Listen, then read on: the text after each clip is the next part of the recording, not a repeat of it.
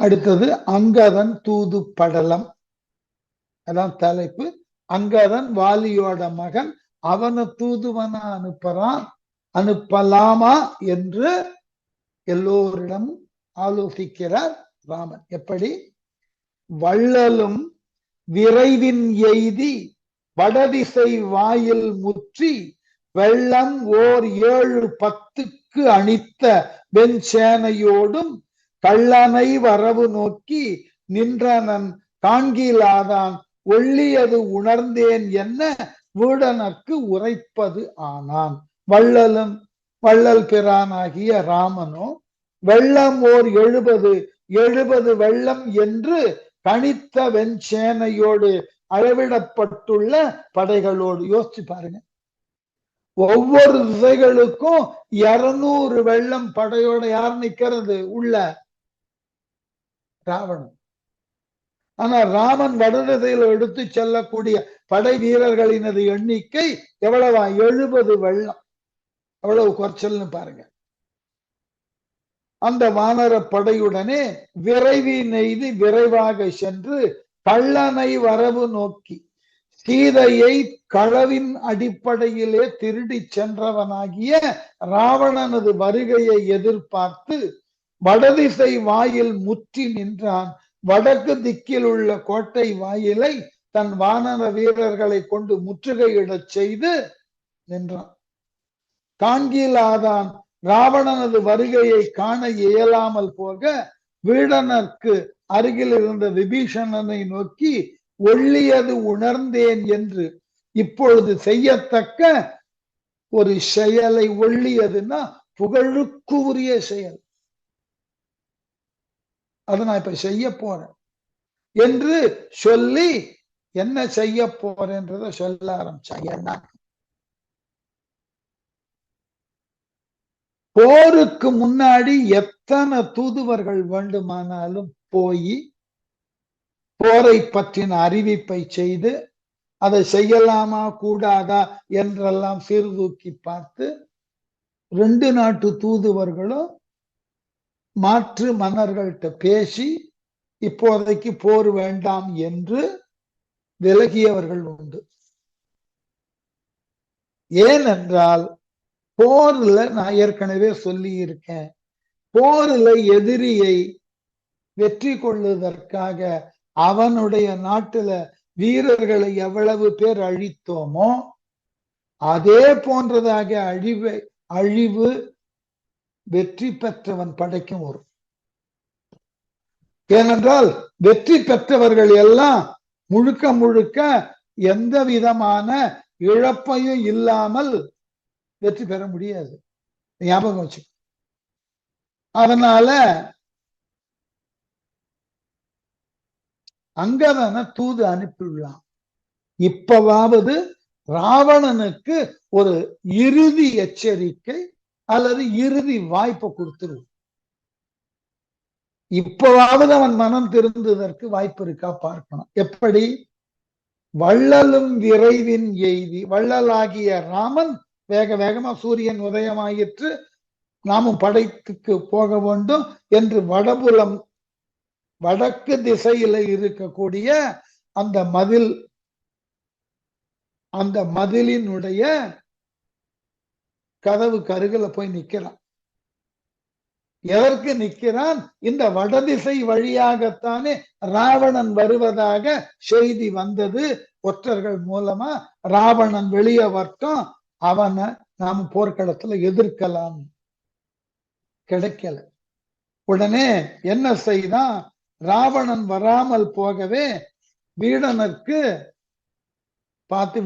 பார்த்து சொன்னான், இப்பொழுது செய்யத்தக்க புகழுக்கு உரிய செயலை ஒன்று நான் செய்ய போகிறேன். என்ன? தூது அனுப்புற.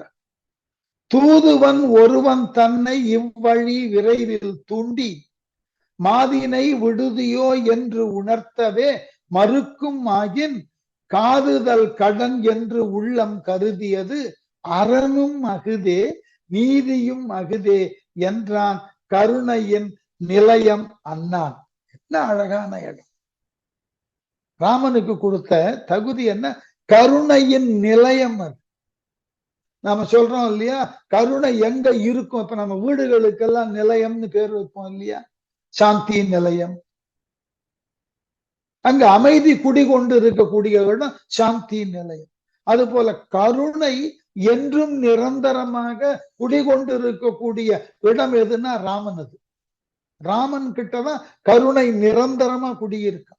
ஆகவே அப்படிப்பட்ட கருணைக்கு தலைவனாகிய ராமன் என்ன செய்தானா, வீடனத்தை சொல்றான், தூதுவன் ஒருவன் தன்னை இவ்வழி விரைவில் தோன்றி. இந்த வடக்கு திசை வாயில் வழியாக ஒரு தூதுவனை வேகமா அனுப்ப போற. அனுப்பி மாதினை விடுதியோ, ஏ ராவணா, சீதையை நீ விட்டு விடு என்று உணர்த்தவே என்று அவனுக்கு போய் நான் புத்திமதி சொல்லணும். என வினவி, நீ சீதையை விட்டு விடுவாயான்னு கேட்க, என்று உணர்த்தவே மறுக்கும் ஆகின். இதுதான் இறுதியா எடுத்துக்கொள்ளக்கூடிய நடவடிக்கை.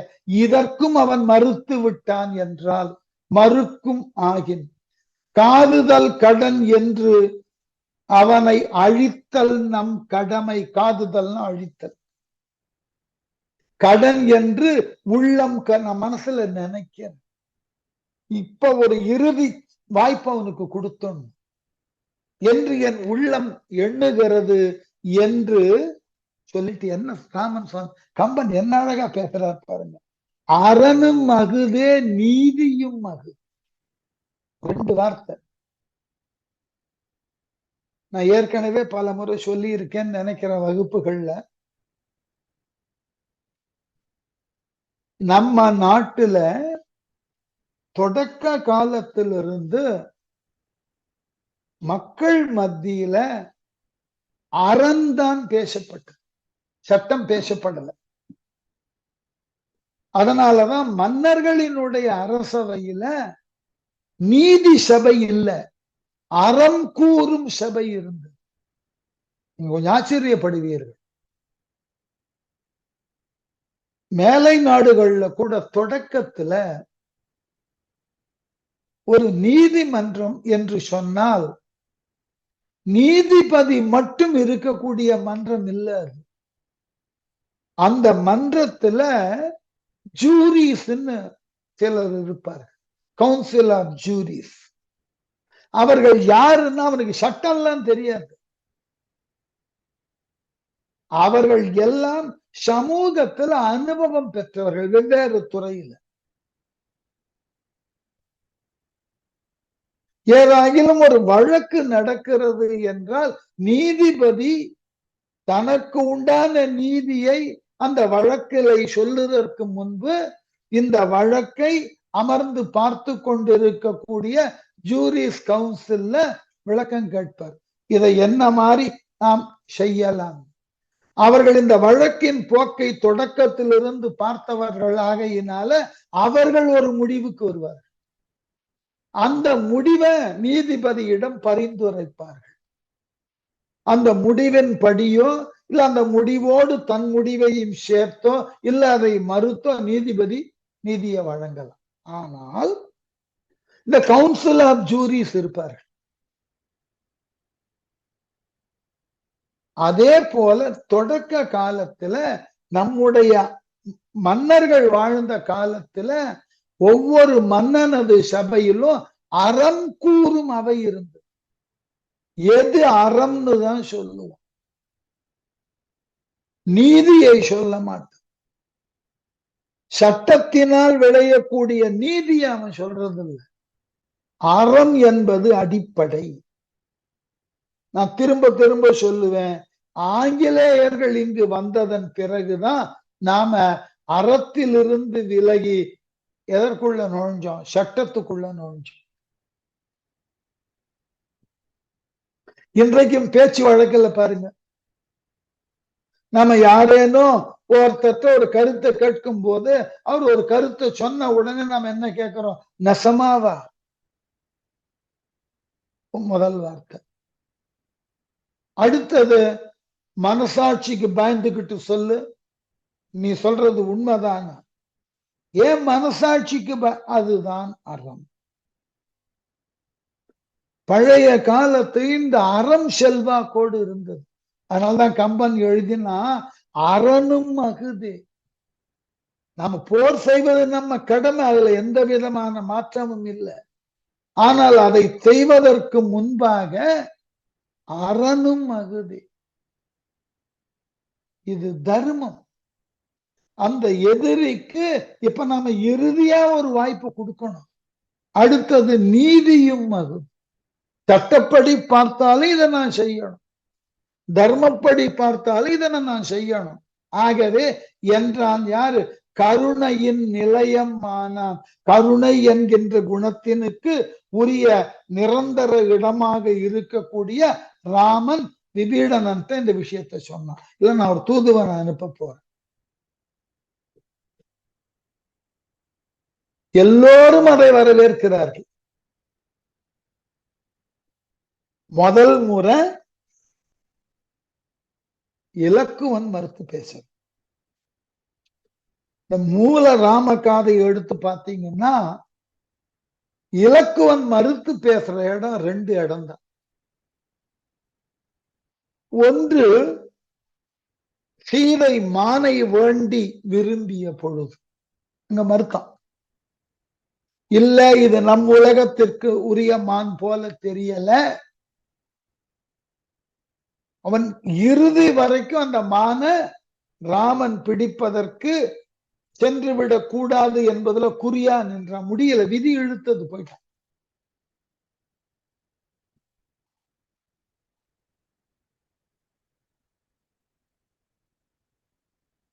அதே போல இந்த இடத்துல மறுக்கிறான் இலக்குவன். இது 2வது இடம். அரக்கர்கோன் அதனை கேட்டான், அழகிற்றே ஆகும் என்றான். குரக்கினத்து இறைவன் நின்றான், கொற்றவர்க்கு உற்றது என்றான். என்ன அழகு! இரக்கமது இழுக்கம் என்றான் இளையவன். இனி நாம் அம்பு துறக்குவது அல்லால் வேறு ஓர் சொல் உண்டோ என்ன சொன்னான். 3 பேரினுடைய மனோநிலை பாருங்க. முதல் யாரு? வீடனன்.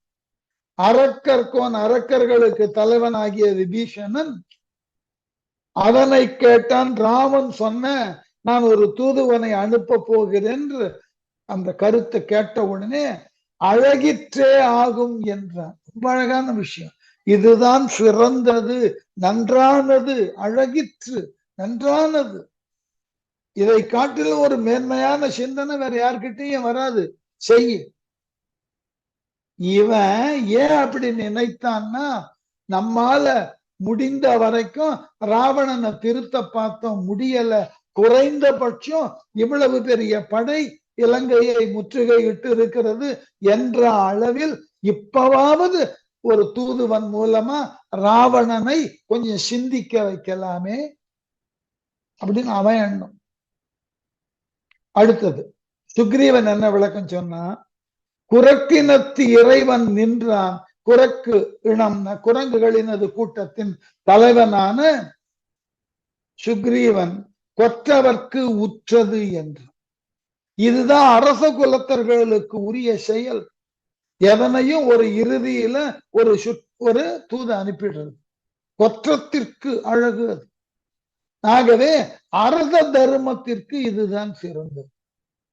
அடுத்தது இப்ப இலக்குவன் சொன்னான், இரக்கமது இழுக்கம் என்றான். எப்போ போருன்னு வந்ததோ, தாக்குதலுக்கு உரிய நிலை எப்பொழுது தோன்றியதோ அப்ப இரக்கம் எல்லாம் கொள்ளக்கூடாது. போர்க்களத்துல இரக்கத்திற்கு இடம் இல்லை. ராமனே, நீ ராவணன் பால் கொண்ட இரக்கத்தை கொண்டு இப்பொழுது ஒரு தூதுவன் அனுப்பலான்னு சொல்ற. போர்க்களத்துல இரக்கம் என்பது இழுக்கம். அழகான வார்த்தை. இனி நாம் இரக்கம் காட்டுதல் என்பது இழுக்காகும், நமக்கு அருவருக்கு கூடியது, நமக்கு அவமானமாக மாறிவிடும். ஆகவே என்றான் இளையவன், இனி நாம் அம்பு துறக்குவது அல்லால், வில்ல வளைச்சு நம்முடைய அம்புகளை ராவணனை சார்ந்தோர்கள் மீதும் ராவணன் மீதும் துறக்குவது அல்லால், அம்பை கொண்டு எய்வதை தவிர வேறு ஓர் சொல் உண்டோ?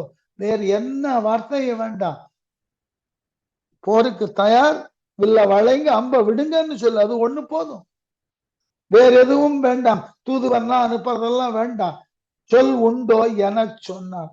இவ்வளவு தூரம் வந்தாச்சு, இனிமே நீங்க என்ன செய்யணும்? போர் நடத்துங்கள்னு சொல்லணும். அதுதான் வார்த்தை. இப்ப போய் தூதுவன் அனுப்புறேன்றதெல்லாம் நியாயம் இல்லை, வேண்டாம் அப்படின்னு சொல்லிட்டு சொன்னா, தேசியை சிறையில் வைத்தான், தேவரை இடுக்கண் செய்தான், பூசுரர்க்கு அலக்கண் ஈந்தான், மண்ணுயிர் புடைத்து தின்றான், ஆசையின் அளவும் எல்லா உலகமும் தானே ஆழ்வான், வாசவன் திருவும் கொண்டான், வழி அலா வழிமேல் செல். யாருக்கிட்ட தூது அனுப்புற? அவன தெரியாம தப்பு செஞ்சவனா இப்ப தெரிஞ்சுக்கலாம்னு ஒரு தூது அனுப்புற? இல்ல, ஒரு மோசமான வீரன் கிட்ட தூது அனுப்புற. எப்படியா? தேசியை சிறையில் வைத்தான், தன் கற்பினால் ஒளிவிடக்கூடியவளுடைய தேசினா தேஜஸ் அப்படின்னா ஒளி. அந்த ஒளியை பெற்றிருப்பவள் தேசி, தேஜஸ்வினி பேரே சில பேர் வைத்திருப்பார், ஒளி பொருந்தியவள்.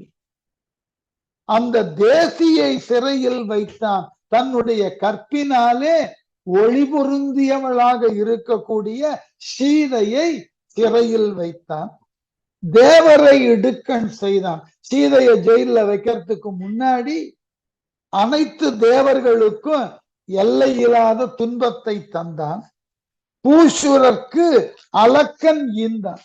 பூசுரர் அப்படின்னாக்க மண்ணுலக தேவர்களாகிய அந்தணர்களுக்கு பல இன்னல்களை செய்தான், மண்ணுயிர் புடைத்து தின்றான், பல நிலை பெற்ற உயிர்களை அடித்து தின்றவனாக இருக்கிறான்.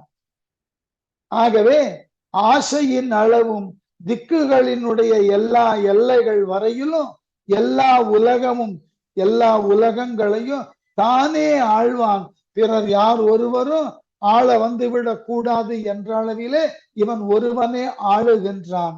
வாசவன் திருவும் கொண்டான், இந்திர உலகத்து செல்வங்களையும் கொள்ளை கொண்டான், வழியலா வழி மேற்செல்வான், இவை யாவற்றையும் விட நெறியல்லாத நெறியில் சென்று வாழ்ந்து கொண்டிருக்கிறான். இப்படிப்பட்டவனுக்கு எதுக்கு கருணை காட்டு? கல்வி அங்குதான். கருணை காட்டுறதுல தப்பு இல்லை, கருணை காட்டுதற்கு உரியவர்கள் தகுதியோடு இருக்கும். நம்முடைய கருணையை பெறுவதற்கு அவர்களுக்கு ஒரு தகுதி இருக்கணும், அப்பதான் கருணைக்கே மரியாதை. இந்த கருணை என்பது தகுதி இல்லாதவர்களிடம் காட்டினீர்கள் என்றால் காட்டக்கூடிய நீங்கள் முட்டாளாகி விடுவீர்கள். சில நேரங்கள்ல இந்த கருணை என்பது நம்மை நாமே ஏமாற்றி கொள்ளக்கூடிய ஒரு கருத்தாக மாறி இருப்பதை பார்க்க. அதனால லக்குவனுக்கு அதுல விருப்பமே இல்லை. வாழியாய் நின்னை அன்று வரம்பு அறு துயரின் வைக தூழ்வு இலா மாயம் செய்து உன் துணைவியை பிரிவு சூழ்ந்தான், ஏழை பால் இரக்கம் நோக்கி ஒரு தனி இகழ் மேல் சென்ற ஊழி காண்கிற்கும் வாழ்நாள் உந்தையை உயிர் பண்டு உண்டான். இப்படி வாழியாய் அழியாத புகழுக்குரிய வாழ்வினை பெற்றுள்ள ராமனே, அன்று ராவணன் சீதையை கவர்ந்த அன்று நின்னை வரம்புரு துயரம் வைக எல்லையற்ற துன்பத்தினுள் நீ நிற்க, நீ அழுந்தி போக சூழ்விலா மாயம் செய்து எண்ணுவதற்கும் இயலாத சூழ்ச்சிகள் பலவற்றை செய்து உன் துணைவியை பிரிவு சூழ்ந்தான், உன் வாழ்வின் துணைவியாகிய சீதா பிராட்டியை சிறையெடுத்து சென்றான். ஏழைப்பால் அந்த பேதையாகிய பிராட்டியின் இடத்து இரக்கம் நோக்கி இறங்கத்தக்க நிலையினை பார்த்து பறந்து வந்து ஒரு தனி இகழ் மேல் சென்ற தன்னந்தனியாய் போருக்கு சென்ற ஊழி காண்கிற்கும் வாழ்நாள் பிரளய காலத்தையும் கால வல்லவனாகிய பேராயுள் பெற்றிருந்த உந்தையை உனது தந்தையாகிய ஜடாயுவை உயிர் பண்டு உண்டான். உயிரையும் முன்பு ஒரு காலத்தில் உண்டான்.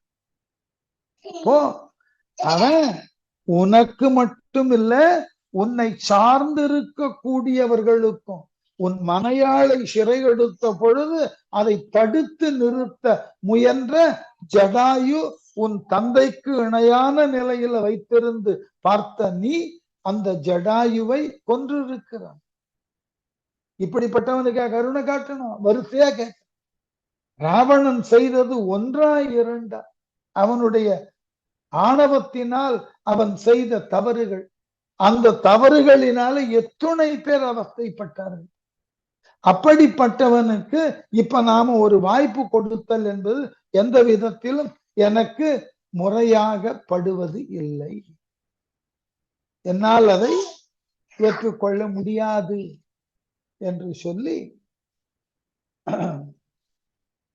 அடுத்து, அன்னவன் தனக்கு மாதை விடில் உயிர் அருளுவாயேல் என்னுடைய நாமம் நிற்கும் அளவு எல்லாம் இலங்கை மூதூர் மன்னவன் நீயே என்று வந்து அடைந்தவர்க்கு மாயால் சொன்ன சொல் என்னாம் முன்னம் சூளுறவு என்னாம் தோன்றால்.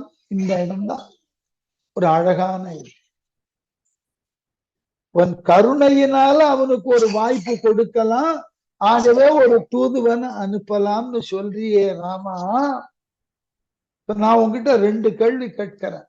என்ன கேள்வி?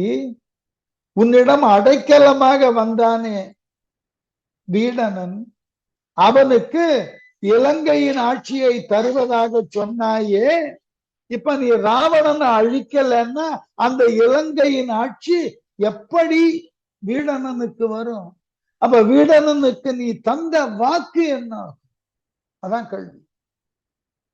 ஆகவே அதோட மட்டும் இல்லாமல் இந்த அவதாரத்தின் நோக்கம் என்ன? துஷ்டர்களாக இருக்கக்கூடிய துறவியர்களை பாதுகாத்து துஷ்டனாக இருக்கக்கூடிய ராவணனை அழிப்பது என்று சூளுறவு மேற்கொண்ட ஒரு உறுதி கொடுத்த ஒரு சத்தியம் பண்ண. அது பெண்ணாகும். தோன்றால் புகழ்மிக்க தலைவனே, மாதை விடில் சீதையை விட்டு விட்டால் அன்னவன் தனக்கு அந்த கொடுமைகள் யாவும் புரிந்த ராவணனுக்கு உயிர் அருளுவாயல் உயிர் பிச்சை நீ அளிப்பதாக இருந்தால் என்னுடைய நாமம் நிற்கும் நாளெல்லாம், என்னுடைய பெயர் உலகில் இருக்கக்கூடிய நாள் வரைக்கும் இலங்கை மூதூர் மன்னவன் நீயே, இலங்கை என்னும் தொல்நகரின் அரசன் நீயே என்று விபீடனனுக்கு நீதான் வரம் கொடுத்த. அந்த வரம் என்ன ஆகும்? என்று வந்து அடைந்தவர்க்கு, என்று உன்னை சரணாக வந்து அடைந்தவனுக்கு வாயால் உன்னுடைய உண்மையே பேசக்கூடிய சத்தியம் மிகுந்த அந்த வாயினால் சொன்ன சொல் என்ன, சொன்ன வாக்குறுதி என்ன ஆகும்? சூளுறவு என்னாம் முன்பு தண்டகாரண்யத்தில் முனிவரிடம் மீதானே சொன்ன அரக்கர்கள் அனைவரையும் அழிக்கிறேன். உங்களுடைய தவங்களுக்கு இடையூறாக இருக்கக்கூடிய அரக்கர்களை அழிக்கிறேன் அவர்களுக்கு உறுதி கொடுத்திய தண்டகாரண்யத்துல அது எப்படி நிறைவேற்ற போற? ஆகவே இப்பொழுது தூதாக அனுப்புவதில் பயன் இல்லை. அடுத்தது, அன்னவன் தனக்கு மாதை விடில் உயிர் அருளுவாயேல், நீ வீடனனுக்கு கொடுத்த வரம் பொய்யாயிடும். ஞாபகம் வச்சுக்கோ. சீதையை கொடுத்துட்டா, ராவணா உன் உயிரை நான் மீட்டு தந்து விடுகிறேன், உன் உயிரை எடுக்காமல் இருக்கிறேன்னு சொல்லிட்டேன்னா இலங்கை உன்னுடையதுன்னு விபீஷணனுக்கு ஒரு வரம் கொடுத்தியே, அது என்ன ஆகும்?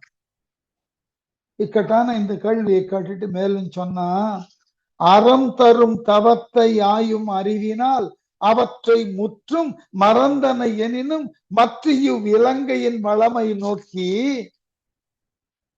இறந்து இது போதல் தீது என்று இறங்கினை எனினும் எண்ணின் சிறந்தது போரே என்றான் தேவகன் முறுவல் செய்தான். எப்படி அறந்தரு தவத்தை ஆயும் அறிவினால் அறத்தை விளைகின்ற பொறுமை என்னும் நெறியை கை கொள்ளும் உன் புத்தியால் அவற்றை முற்றும் மறந்தனை வீடனனுக்கு இலங்கையை தந்தேன் என்று வாக்கு கொடுத்தாயே, இப்ப மறந்துட்டியா? அறம் மிக்க இருக்கக்கூடிய உனக்கு இந்த மாதிரி கொடுத்த வாக்கு மறந்து போயிற்றா? ஆகவே எனினும் என்றாலும் மேலும் இவ்விலங்கையின் வளமை நோக்கி இந்த இலங்கை மாநகரத்தினுடைய எழிலை எல்லாம் பார்த்து இது இறந்து போதல் தீது என்று இறங்கினை. இந்த அழகு மிக்க நகரம் போர் எடுத்தால் அழிந்து போகுமோ என்று நீ இரக்கம் கொண்டாய். எனினும் எண்ணின் என்றாலும் ஆராய்ந்து பார்த்தால் சிறந்தது போரே என்றான். ராவணனிடமிருந்து இப்பொழுது புரிதற்கு உரியது சிறந்த செயல் யுத்தம், ஆளெல்லாம் அனுப்ப வேண்டாம் என்றான் இலக்குவன். அப்படி சொன்ன உடனே ராமன் அழகா ஒரு புன்முறுவல்.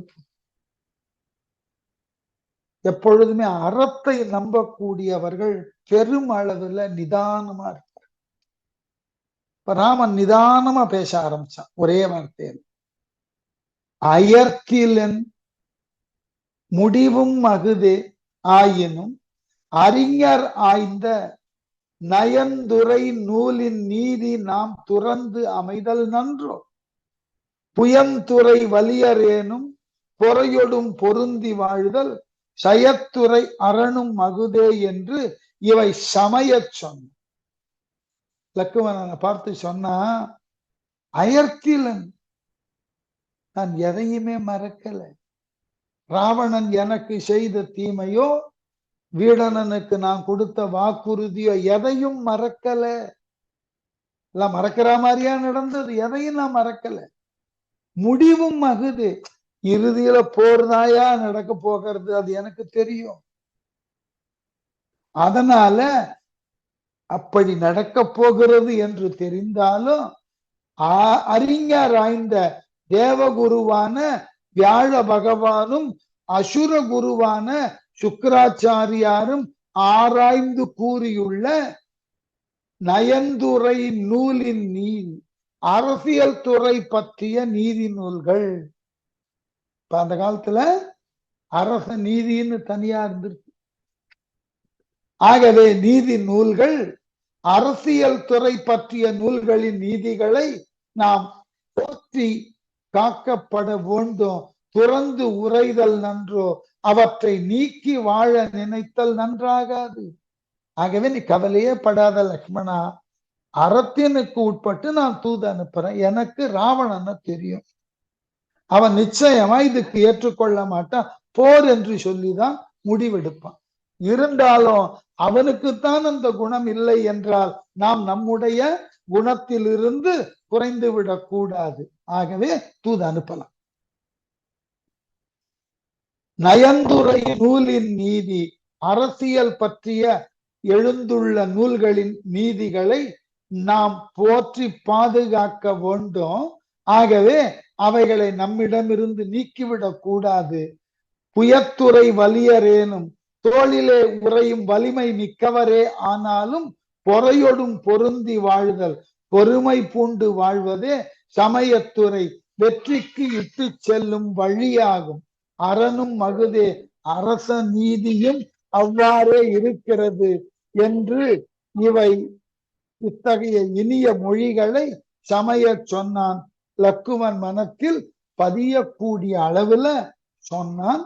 சொல்லி யாரை தூதாக அனுப்பலான்னா அங்கதன் போய் வரட்டும் என்று ராமன் அனுப்புகிறான். அங்கதன் தூதை அடுத்த வகுப்புல பார்ப்போம்.